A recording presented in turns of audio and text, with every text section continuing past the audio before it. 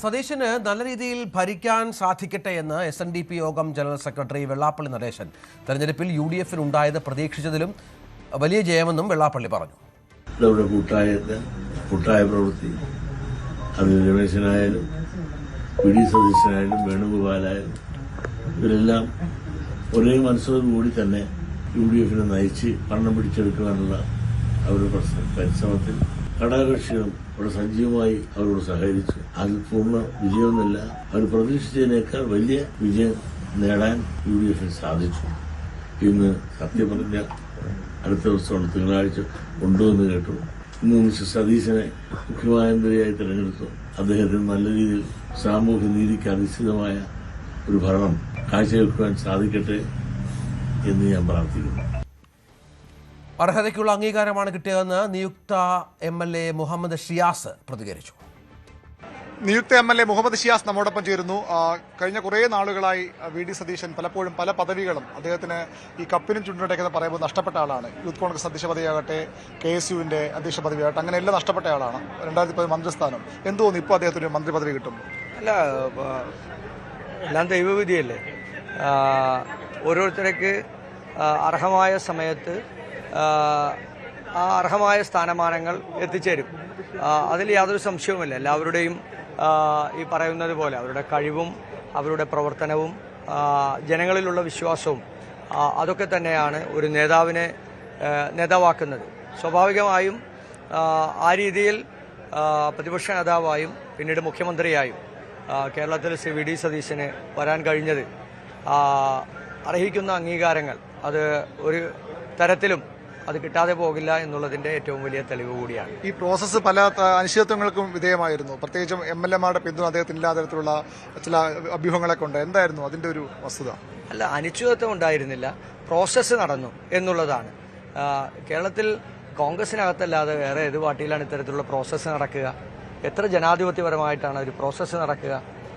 അത് ഏറ്റവും അവസാനം ജനങ്ങൾ ആഗ്രഹിക്കുന്നത് പോലെ ഒരു തീരുമാനം കോൺഗ്രസ് നേതൃത്വം, കോൺഗ്രസ് ഹൈക്കമാൻഡ് എടുക്കുക. അപ്പോൾ ഇതൊക്കെ കോൺഗ്രസിലല്ലാതെ വേറെ എവിടെയാണ് നിങ്ങൾക്ക് കാണാൻ സാധിക്കുക? അത് തന്നെയാണ് കോൺഗ്രസിന്റെ മഹത്വവും. എക്കാലത്തും കോൺഗ്രസിന് ജനങ്ങളോടുള്ള പ്രതിബദ്ധതയും അത് തെളിയിക്കുന്ന തീരുമാനമാണ് ഇന്നുണ്ടായിട്ടുള്ളത്. ഈ പഴകുളം മധുവൊക്കെ ഇപ്പോൾ മാധ്യമങ്ങളെ കണ്ട് പറഞ്ഞത് സംഘടിതമായ നീക്കം KC വേണുഗോപാലിന് നടന്നു, അത് അംഗീകരിക്കാൻ കഴിയില്ല, അദ്ദേഹത്തെ അപമാനിക്കാനുള്ള വലിയ ശ്രമം നടത്തിയതാണ്, KC പക്ഷത്തിനെതിരെ വലിയ നീക്കം നടത്തിയെന്നാണ് പറയുന്നത്. അങ്ങനെ എന്തെങ്കിലും ഉണ്ടായിട്ടുണ്ടോ? അതൊന്നുമില്ല. അതെന്താണ് അങ്ങനെ പറഞ്ഞതെന്നുള്ളത് എനിക്കറിയില്ല, ഞാനത് കണ്ടില്ല. പക്ഷേ ഇത് കേരളത്തിലെ കോൺഗ്രസ് നേതൃത്വത്തിൻ്റെയും അതുപോലെ തന്നെ ഇന്ത്യയിലെ കോൺഗ്രസ് നേതൃത്വത്തിൻ്റെയും തീരുമാനമാണ്. ആ തീരുമാനം ജനാധിപത്യ പ്രക്രിയയിലൂടെയാണ് ആ തീരുമാനം നടപ്പിലാക്കിയത്. പാർലമെന്ററി പാർട്ടി അംഗങ്ങളെ കണ്ടു, മുതിർന്ന നേതാക്കന്മാരെ കണ്ടു, UDF ഘടകകക്ഷികളുമായി കൂടിയാലോചിച്ചു.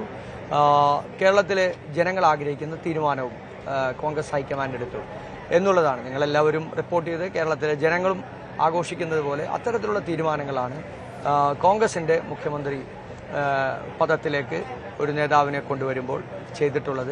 അത് പരിപൂർണമായി കേരളത്തിലെ ജനങ്ങൾ അംഗീകരിക്കുകയും ചെയ്യും. നിയമസഭാ കക്ഷിയോഗത്തിൽ പങ്കെടുക്കാതെ ചെന്നിത്തല ഹരിപ്പാട്ടേക്ക് പോകുന്നു. ഈ പഴകുളം മുതിർന്ന നേതാക്കൾ ഇനിയും പ്രതിഷേധമുള്ള സൂചന നൽകുന്നു. ഒരു ഐക്യം ഇനിയും ഉണ്ടാകില്ലേ? അത് എന്താണെന്നുള്ളത് അതറിയില്ല. കോൺഗ്രസിൽ വളരെ എക്കാലത്തും കോൺഗ്രസിനകത്ത് ഏറ്റവും മികച്ച വിജയം ജനങ്ങൾ സമ്മാനിച്ചിട്ടുണ്ട്. ആ മികച്ച വിജയം സമ്മാനിച്ച ജനങ്ങളുടെ ആഗ്രഹം എന്താണോ അതനുസരിച്ച് കോൺഗ്രസും ഐക്യ ജനാധിപത്യ മുന്നണിയും അതിശക്തമായി മുന്നോട്ട് പോവുകയും ചെയ്യും. അതാണ് മുഹമ്മദ് ഷിയാസിന് പറയാനുള്ളത്. എക്കാലവും VD സതീശനൊപ്പം നിൽക്കുന്ന നേതാവ് കൂടിയാണ് അദ്ദേഹം. ജനങ്ങളുടെ തീരുമാനം നടപ്പായി എന്ന ഒരു പ്രതികരണമാണ് ഇപ്പോൾ KC പക്ഷം വലിയ വിമർശനവുമായി രംഗത്ത് വരുമ്പോഴും ജനങ്ങളുടെ തീരുമാനം നടപ്പായി എന്നൊരു പ്രതികരണമാണ് മുഹമ്മദ് ഷിയാസിൽ നിന്നുണ്ടാകുന്നത്. മുഖ്യമന്ത്രി തെരഞ്ഞെടുപ്പിലെ ജനങ്ങളുടെ പ്രതികരണം കൂടി VD സതീശനുമായി ബന്ധപ്പെട്ട് അദ്ദേഹത്തെ അഭിനന്ദിച്ചുകൊണ്ടുള്ള പ്രതികരണം.